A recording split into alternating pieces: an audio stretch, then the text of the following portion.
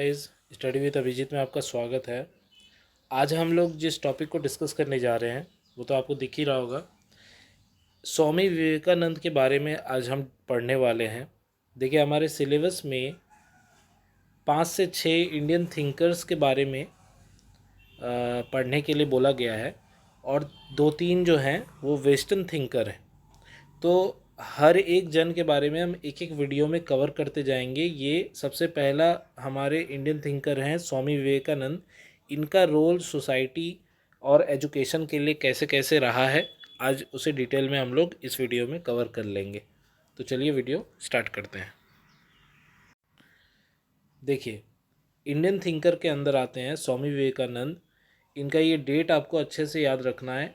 1863 से 1902 तक ये जिए थे।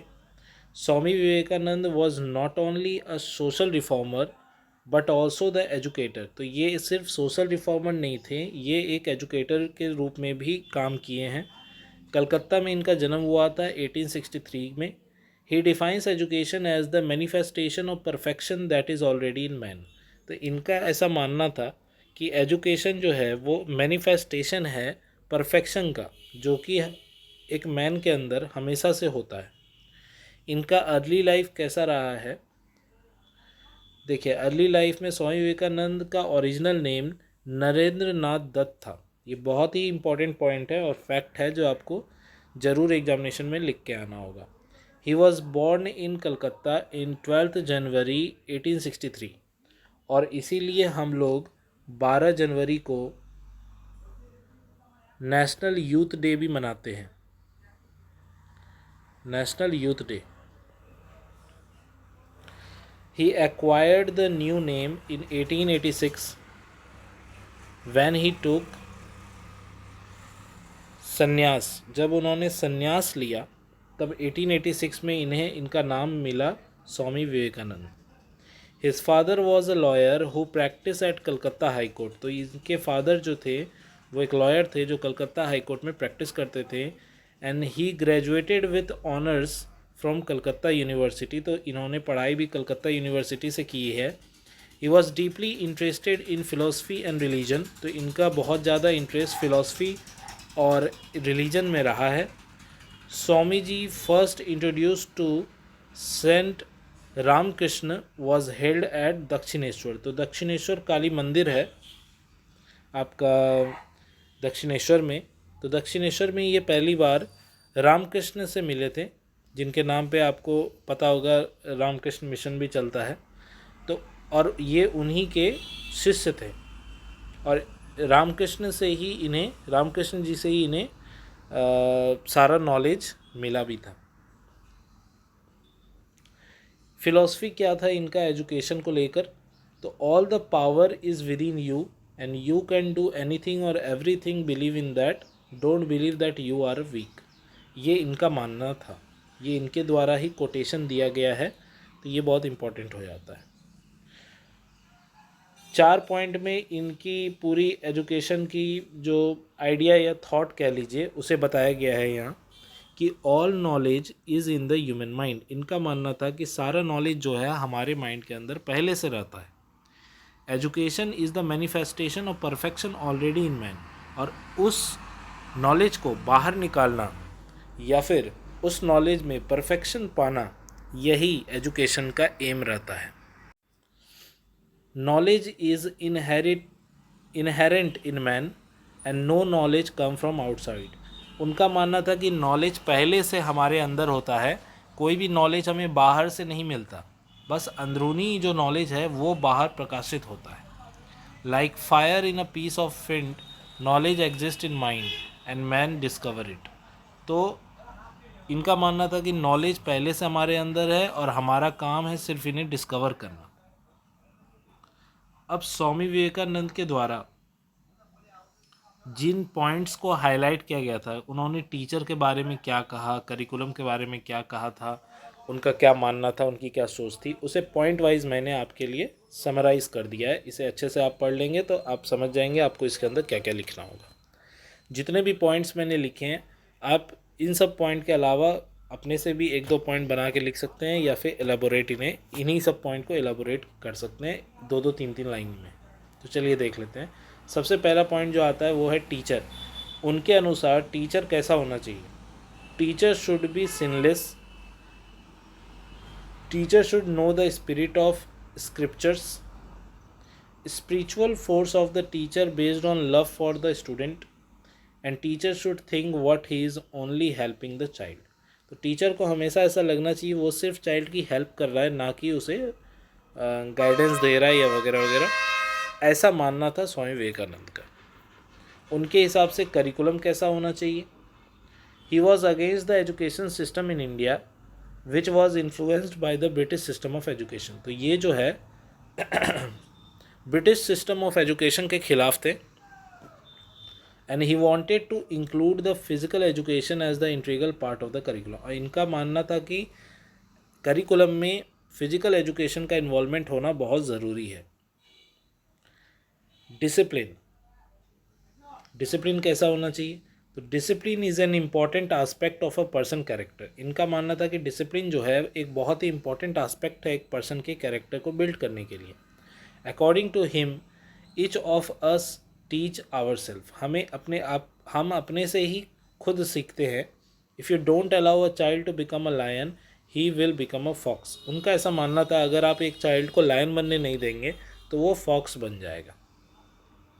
फिजिकल एजुकेशन, जैसा पहले भी हम पढ़ लिए कि फिजिकल एजुकेशन पे इनका अब ज़्यादा मतलब बल रहा है कि इनका मानना था कि एजुकेशन में फिजिकल एजुकेशन एक बहुत बड़ा पार्ट रहना ज़रूरी है। Without the knowledge of physical education the self realization और the character building is not possible. उनका ऐसा मानना था कि फिजिकल एजुकेशन के बिना सेल्फ रियलाइजेशन और करेक्टर बिल्डिंग एक पर्सन का नहीं हो सकता। How to make our body strong without physical education. उनका ऐसा मानना था हमारे बॉडी को अगर हमें स्ट्रॉन्ग करना है तो फिजिकल एजुकेशन के बिना ये कैसे पॉसिबल है। To attain a complete education it is necessary to develop both our mind and the body. तो उनका ऐसा मानना था अगर हमें पूरा कंप्लीट एजुकेशन चाहिए तो हमें अपने माइंड के साथ साथ अपने शरीर को भी समय देना होगा। इसका फिजिकल एजुकेशन का बहुत बड़ा रोल है। ये उनके द्वारा ही कोटेशन किया गया है, you will be nearer to heaven through football than through the study of Gita. Swami Vivekananda कहते हैं कि जब आप फुटबॉल खेलेंगे तब आप अपने आप को स्वर्ग में पाएंगे, जो गीता पढ़ने से भी शायद एक बार के लिए आपको फील ना हो। ऐसा ये कहना चाह रहे थे फिजिकल एजुकेशन के पर्सपेक्टिव में। इनके अनुसार मीडियम क्या होना चाहिए था एजुकेशन का? तो Vivekananda emphasized education through mother tongue. उनका मानना था कि हमारा एजुकेशन हमेशा मदर टंग में हमें सिखाया जाना चाहिए। Beside mother tongue there should be a common language which is necessary to keep the country unite. और एक कॉमन लैंग्वेज भी होना ज़रूरी है जिससे पूरा कंट्री यूनाइट रह सके। और Vivekananda appreciated the greatness of Sanskrit, source of all the Indian languages. और उन्होंने संस्कृत को बहुत ही ग्रेट माना था क्योंकि वो ही कहीं ना कहीं सारे लैंग्वेजेस का सोर्स भी माना जाता है। मॉरल और रिलीजियस एजुकेशन कैसा होना चाहिए? तो religion is as the rice and everything else like the curry. ये उनका फिलॉसफी था कि रिलीजन एक राइस है और बाकी हर चीज़ एक करी के तरह है, जो दोनों ही एक दूसरे के परस्पर हैं, जो दोनों के बिना आपका खाना इनकम्प्लीट है। टेकिंग ओनली करी कॉज इंडाइजेशन। अगर आप सिर्फ करी लेंगे तो आपको इंडाइजेशन हो जाएगा, और so is the case with taking rice alone. अगर आप सिर्फ राइस लेंगे तो भी आपको दिक्कत होगी। दोनों का मिलना ज़रूरी है। Upanishad and Vedas are the most important curriculum for religious education. ये उनका मानना था कि उपनिषद और वेदा ये बहुत ही इम्पॉर्टेंट करिकुलम है रिलीजियस एजुकेशन के पर्सपेक्टिव में। It is not only individual development but also for the transformation of total man. तो उनका मानना था ये सिर्फ ना केवल इंडिविजुअल डेवलपमेंट करते हैं बल्कि वो पूरी तरह से एक आदमी को बदल के रखने की क्षमता रखते हैं। क्या? उपनिषद और वेदा, इनकी महानता के बारे में ये बात कर रहे हैं। Education of masses, mass education यानी कई लोगों को एजुकेशन देना, और एजुकेशन फॉर द सोसाइटी और कॉमन पीपल, ये उनका ये था कि सभी को एजुकेशन देना बहुत ज़रूरी है इस कंट्री के अंदर। Man making education, the essential characteristics the essential characteristic of all the educational philosophy of Swami Vivekananda are idealism, naturalism and pragmatism. उनके अनुसार इन आइडियलिज्म, नेचुरलिज्म और प्रैग्मेटिज्म पे बहुत एसेंशियल कैरेक्टर उन्होंने माना है एजुकेशन फिलोसफी से related. Aim of education is to develop the child with moral and spiritual qualities. उनका मानना था कि एजुकेशन का एम यही होना चाहिए कि चाइल्ड में मॉरल और स्पिरिचुअल क्वालिटीज़ कहीं ना कहीं डेवलप हो सकें। इन्होंने सेल्फ एजुकेशन पे भी बहुत बल दिया था। Self education is the self knowledge. उनका मानना था सेल्फ एजुकेशन सेल्फ नॉलेज है एक तरीका का। और in childhood stage the child will face lot of problems और commit mistakes in the process of character formation. The child may learn much by his mistake. उनका ऐसा मानना था कि चाइल्डहुड में हम लोग बहुत सारी गलतियाँ करते हैं और कहीं ना कहीं ये हमारे कैरेक्टर फॉर्मेशन में हमारी मदद करता है, क्योंकि उन गलतियों से हम सीखते हैं और कहीं ना कहीं यही सेल्फ लर्निंग का सबसे अच्छा तरीका भी माना जाता है। फिर आता है वुमेन एजुकेशन। उन्होंने वुमेन एजुकेशन की भी बात की जिस वक्त वुमेन एजुकेशन की बात कोई कर नहीं रहा था। Vivekananda considered that women to be the incarnation of power and asked man to respect them in everywhere. उनका ऐसा बोलना था कि हमेशा वुमेन की इज्जत करें, मैन के द्वारा खास करके, कि वो कहीं ना कहीं शक्ति का स्वरूप है, इनकारनेशन ऑफ पावर का यही यहाँ मतलब है। And he says that man and women are equally competent not only in academic matter but also must have equal companion in home and the family. उनका ऐसा मानना क्या था, ये सही भी है कि मैन और वुमेन जो है वो इक्वल हैं, ना ही सिर्फ एकेडमिक मैटर में बल्कि होम और फैमिली मैटर्स में भी उनका स्थान बराबरी का ही है। Education for weaker section of society.